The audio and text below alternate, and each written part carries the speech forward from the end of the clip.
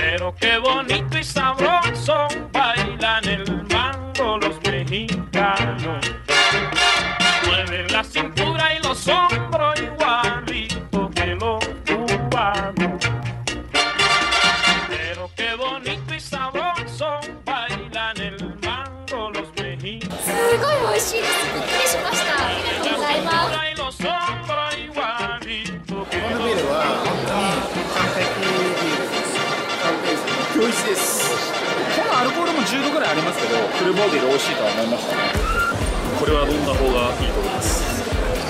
すごく甘くて美味しいんです。香りと甘みがすごい美味しいです。美味しいです。美味しい。いや、これは本当あり。ありですね。今年のクリスマスはエールスミスです。最高。いや、素晴らしい。本当素晴らしかったです。最高に美味しいです。Hello, my name is Peter Zion. I'm the owner of AleSmith Brewing Company, and I'd like to welcome you to my San Diego brewery. We've been brewing beer here since 1995, and we're currently in our 18th year of production. Although we're small, it's all about the passion of brewing beer here. Everyone who's ever worked here is a home brewer. We brew 5 gallons at a time in our homes. We're also beer judges, so we take beer very seriously.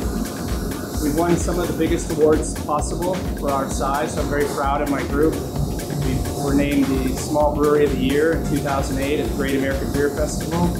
We've won over 15 awards just from that festival alone. We have World Beer Cup medals, 8 of those, and we have approximately 250 awards and recognitions from the industry.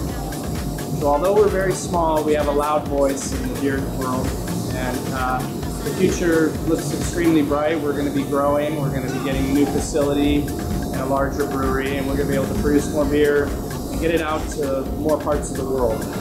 So we're very honored that you would want to bring our beer to Japan, and we hope that the Japanese people find our beer pleasing.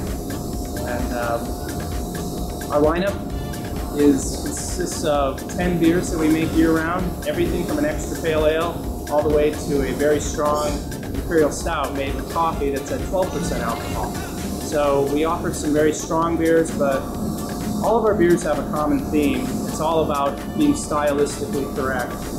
We don't really invent new beers, we just put our spin on world-accepted styles. We make them AleSmith by making them more flavorful, bigger. If it's a hoppy beer, we make it hoppier. If it's a malty beer, we make it maltier. And it's all about the quality ingredients as well.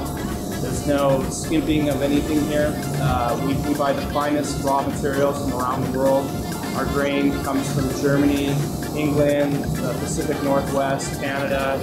Our hops are the finest in the world. Czech Republic, England, Germany, Pacific, Washington State, Oregon area. So it's because we're all home brewers, we understand beer very well, and we will not ever buy any inferior ingredients to go in our beer. So you'll see when we show you our packaging how proud we are of our beer. We package it in bottles that don't look like beer. They are very elegant. They look more suitable for champagne or a high-end wine. But that's part of our message. We want you to understand that beer can be a luxury. It can be an exquisite, delicious product that belongs on even the finest restaurant's table. It doesn't have to be an ordinary beverage that perhaps the lower class drinks. Beer can be elegant, and that's part of the AleSmith message, to show you beer can stand its own with the finest wines, the finest champagnes, the finest liquors in the world.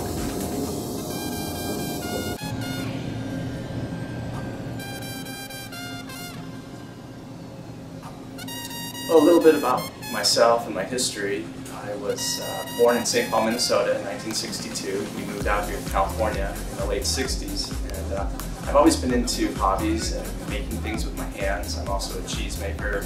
I bake bread, homebrew, and that's why I've chosen this spot to show you a homebrew system. And went to school to become a lawyer, an attorney, and I have my law degree from the University of San Diego. But that lifestyle wasn't for me. My passion was to brew beer, and I decided to turn my life around and make beer and become an artist in the early 90s. And AleSmith was founded in 1995, so it's the beer scene back in 1995 wasn't like it is today. And today it's a very vibrant beer scene here, and we're able to sell a lot of beer. But back then, people were still just being introduced to better beer. So it's been a very long and hard struggle. And if it wasn't for the passion that we all have to brew beer, we wouldn't be here today. It took a lot of hard work, it took a lot of money, and we were losing a lot of money. So for many years, 13 years of our 18 years, we weren't making any money. It was very hard to keep going, but we kept going, and we kept going. And finally, around 2005, 2006, it all changed. People became very aware of our beer and the awards we won, and they wanted our beer in more quantity, so we started becoming successful.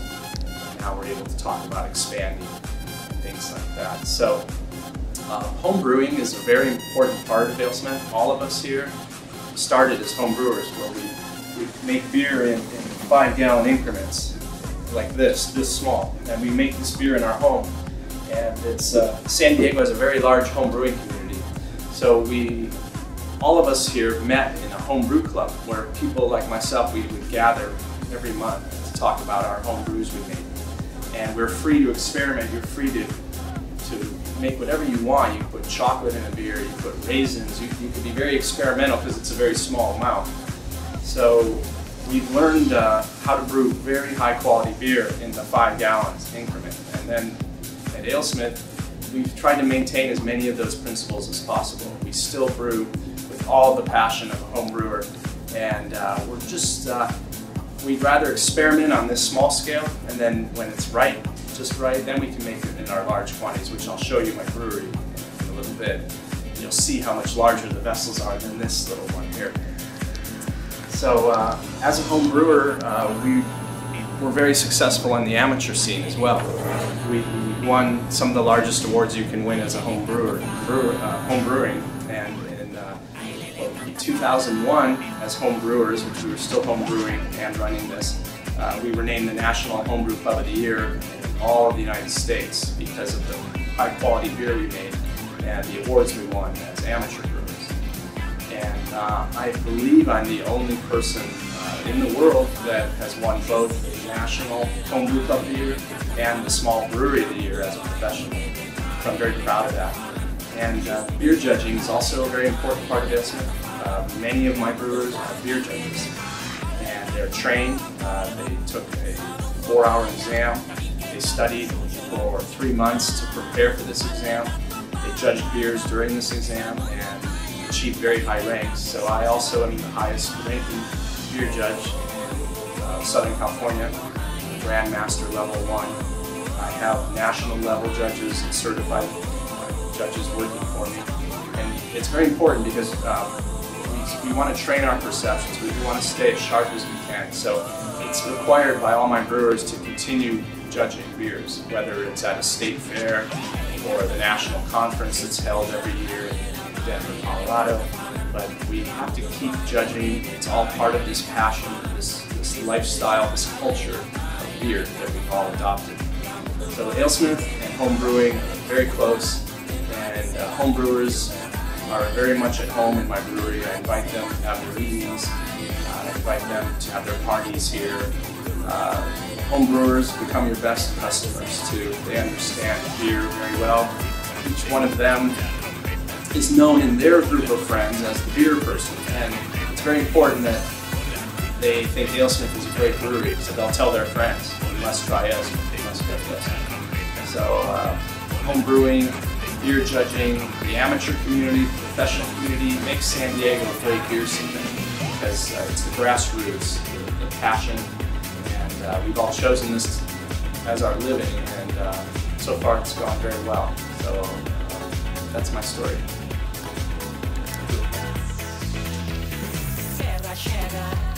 Folia chega, violência chega, chega, chega.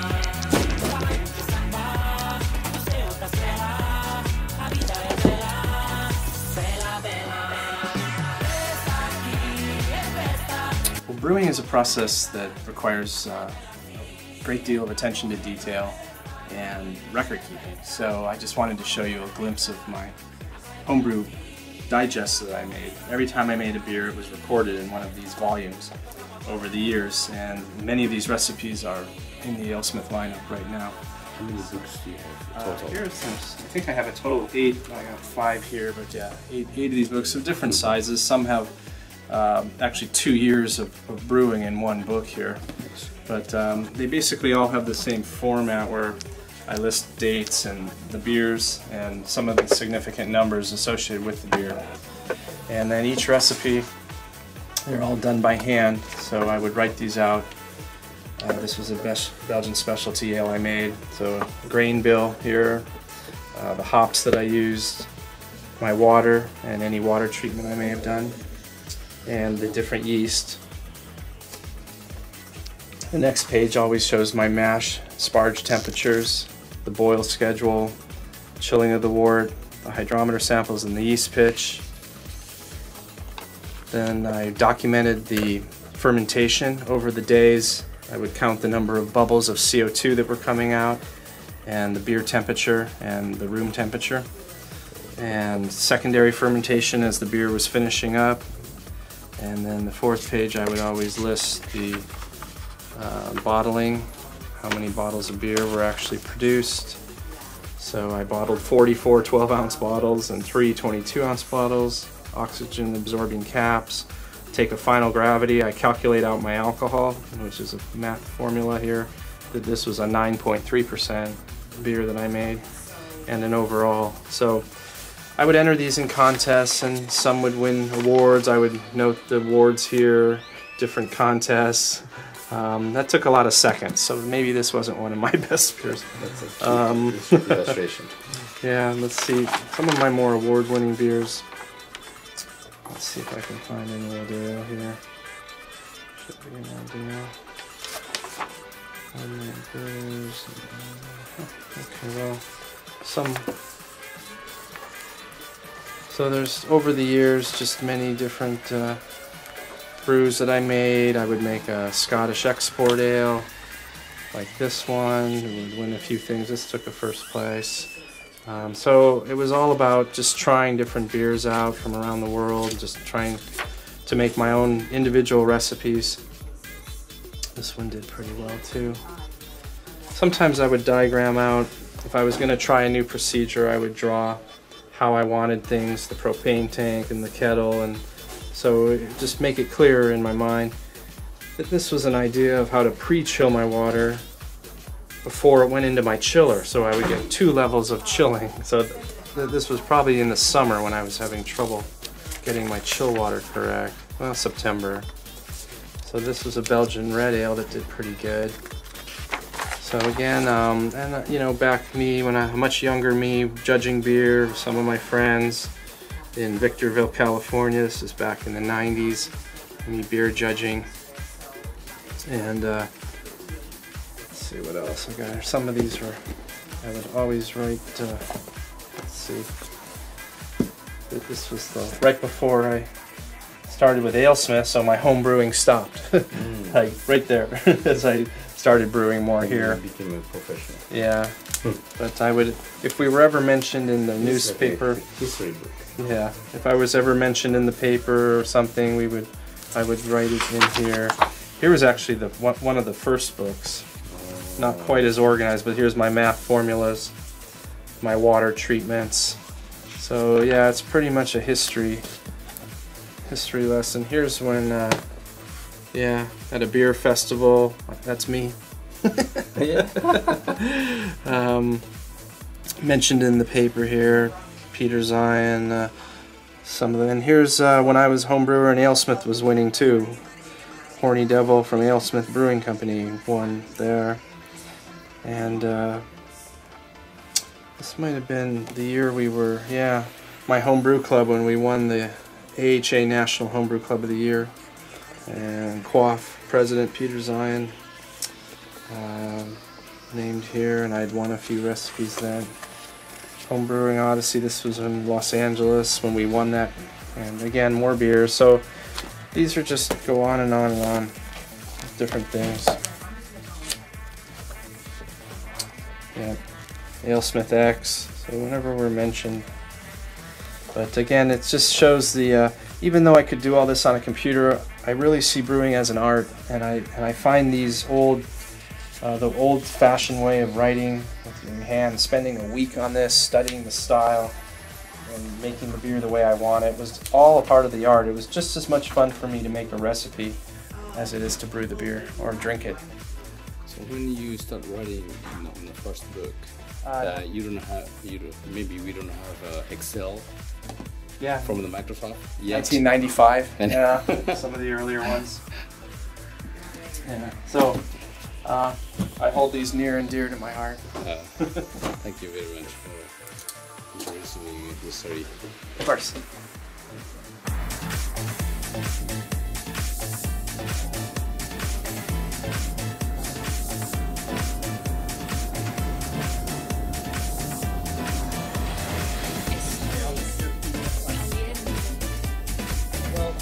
This is the high-end luxury part of our lineup. These are our 750 milliliter high alcohol series that we do. I'm very proud to distribute these to Japan, and I'd like to describe each of them and why I think these are stylistically correct and why you'll enjoy them. Okay, so we're going to start over here. We'll do some of our Belgians first. So this beer is called Horny Devil, and it's a Belgian Golden Strong Ale. And that style is developed in Belgium, so we use all authentic Belgian ingredients, and we actually use a yeast strain from a monastery in Belgium to make this an authentic Belgian style beer. The alcohol on this is 11% by volume, so this is a high gravity, high alcohol beer, but it's very light in color, so it's very deceiving. It's almost a golden, slight copper color to it, and it showcases a wonderful bubblegum type fruitiness. It has coriander seeds in it, so the coriander seeds give it a lemony, peppery quality. So it's a very spicy, fruity beer. It's fermented at a higher temperature to encourage those esters and the phenols to make what Belgian ales are characteristically called very fruity and very, almost like some people describe them like bubblegum. Very fruitiness to them, but extremely drinkable.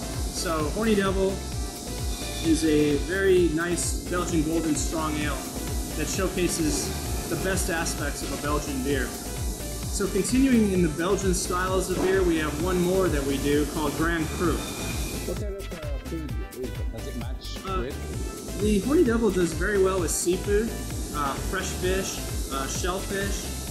It can be used to steam mussels in, so it has a very nice fat cutting quality to it. It pairs really nice with cheeses as well.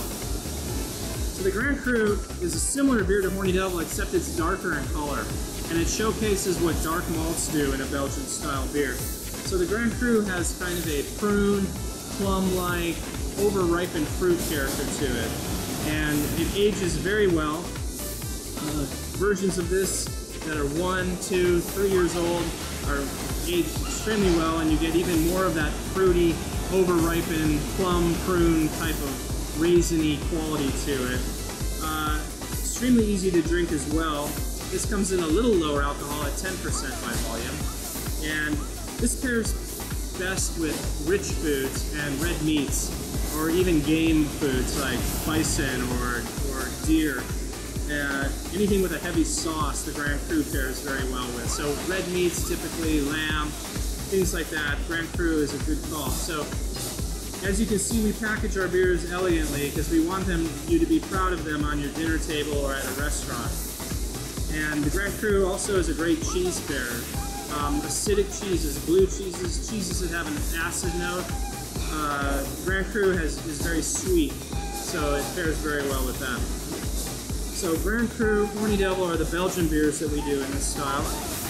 So for the next beer, we're going to talk about our Scottish style Wee Heavy. Wee Heavy is a style name from Scotland, and it's a big malty beer. So malt is derived from the malted barley. Very little hops in this. In Scotland, historically, they couldn't grow hops very well, so their beers are all very malty. So The Wheat Heavy is our maltiest beer. It's dark in color, dark brown, almost black, but you can still see through it. And rich malt flavors. Caramel and bread-like, very malty. There's even a hint of smoke because we put a little bit of smoked malt from Bamberg, Germany in this, which historically they would use peated malt, but we find a more refined smoke element in the German style. So the Wheat Heavy comes in at 10% alcohol by volume, so another strong beer. And again, like the Grand Cru, the Wheat Heavy is best with red meats or heavier foods. Even bacon dishes. It just has that nice, anything barbecue also would do really well with the Wheat Heavy because of that smoke character to it. So it's one of our most award-winning beers that we've had here. It frequently medals at the World Beer Contest, Great American Beer Festival. Wheat Heavy is one of our real champion beers. The next is our Old Numbskull barley wine. So barley wine is a style that was derived in England, and because it has wine-like alcohol content at 11% by volume. Now we call this a West Coast barley wine because it has significant hops in it. So it's very malty and it's also very hoppy, all in one.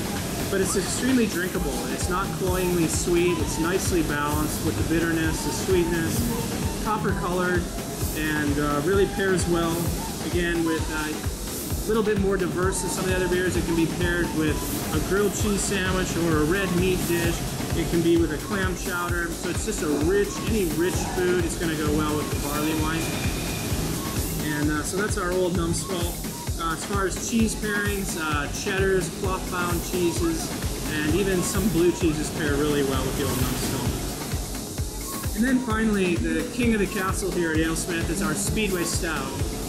Speedway Stout is a Russian Imperial Stout. That style was developed in England, a little higher alcohol at 12.5% alcohol by volume. When the Russian dignitaries would visit England, the English wanted to have a strong drink for them. They knew they liked their vodka, so they made an Imperial Stout. So it's black as coal. It's got a roasted character to it because it has a lot of roasted barley where the malt that we use is actually burnt, and that creates a very dark beer. It's also very rich, and to add to that richness, we add coffee to it. So a local roasting company called Ryan Brothers makes our coffee. We add the coffee right to the beer. So all that roasted flavor and the coffee in there makes for an incredible beer. Very proud to say that this beer is usually in the top 5 beers of the world on many people's lists from ratebeer.com and some of the other websites. It has a cult following all its own. People crave the Speedway Stout. And because of its roasted character, it does really good with roasted dishes. So roasted meats, barbecue again would be very good with Speedway Stout. Some people even like to put this over vanilla ice cream and they make a sundae out of it. And it has a nice sweetness to it. It's almost like a chocolate topping, but more roasted than chocolatey, but very complex flavor profile. And when people see Speedway Stout, they usually want to buy this. We can never make enough Speedway Stout. It's always our #1 hardest to get beer. So I'm very proud to be able to send some over to Japan, and hopefully you'll enjoy it as much as we do. For restaurants, we have different beers that will appeal to your food type. So for a French restaurant, for instance, that's typically showcasing wines, greatest wines in the world, of course, from France. We have 2 beers that are very similar to wine in our Belgian style. So the Belgian style of Horny Devil, the strong golden ale, is much like a white wine with complexity to it. Pairs great with seafood. And then the Grand Cru, darker in color, more like a red wine. Similar alcohol at 11%, rich fruit flavors going on. So I'd like you to think outside the box. It doesn't always have to be wine. You can find beers that have wine-like complexity and share a lot of similarities with wine, just not derived from grape. Which one do you recommend for Chinese food? Chinese food. I think a lot of these would go well. If it's the seafood element of Chinese food, I again would say the Belgians. Although our Old Numbskull has a big bitterness, hop quality to it with the strong malt. So I think it would be really good with Chinese food as well. And if there's any roasted meats, That would be the Speedway Stout because it has the roasted barley. And the Wee Heavy, again with it's a strong malt, sweet beer. So any foods that perhaps are acidic or have bitterness to them, the Wee Heavy would be a really nice contrast to that.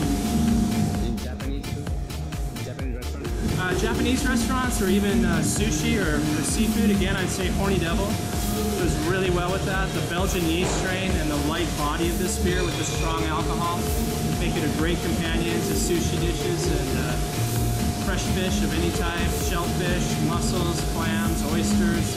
They go really well with the Horny Devil. And then maybe some of the more complex dishes, the teriyakis, things like that, with the Grand Cru, which has the darker quality to it, the darker color. Thank you.